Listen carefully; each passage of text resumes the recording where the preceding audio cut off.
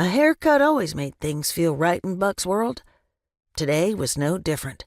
He'd walked into the salon feeling disheartened about his life, and as he watched Mystic take a snip of his hair before her fingers brushed against his scalp to lift another strand, he felt much better. She was right. There was bound to be some woman somewhere who would be his perfect match. An outdoorsy woman who loved riding horses and fishing.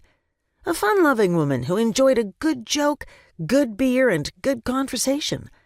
An independent woman who would understand the long hours a ranch owner worked and have her own things that kept her busy. An honest woman who wouldn't keep secrets from him. These were the things he was looking for in a woman, the things he was having trouble finding. If they were fun-loving, they didn't understand his long work hours. If they understood his long work hours, they didn't enjoy heading to Nasty Jack's bar for a little drinking and some two-stepping. If they liked to party, they weren't looking for a serious relationship.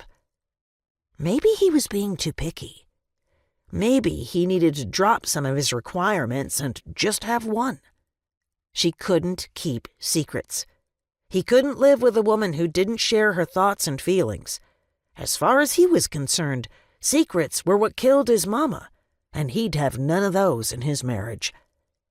His gaze settled on Mystic's heart-shaped face in the mirror, a face he knew as well as his own. Short feathered hair as black as raven wings, a button nose tilted just a tad at the end, high cheekbones that rarely blushed, bowed lips that pursed when she was concentrating, like now, and pouted when she was mad, a pointy chin with a tiny scar beneath that she'd gotten from falling down the stairs of the Kingman treehouse while chasing Buck. What had she been mad about? He couldn't remember now, but he did remember how scared he'd been when he saw the blood dripping onto her shirt.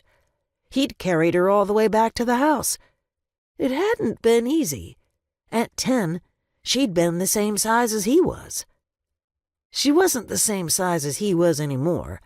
The top of her head barely reached his chin, and that was while wearing the high-heeled boots she loved.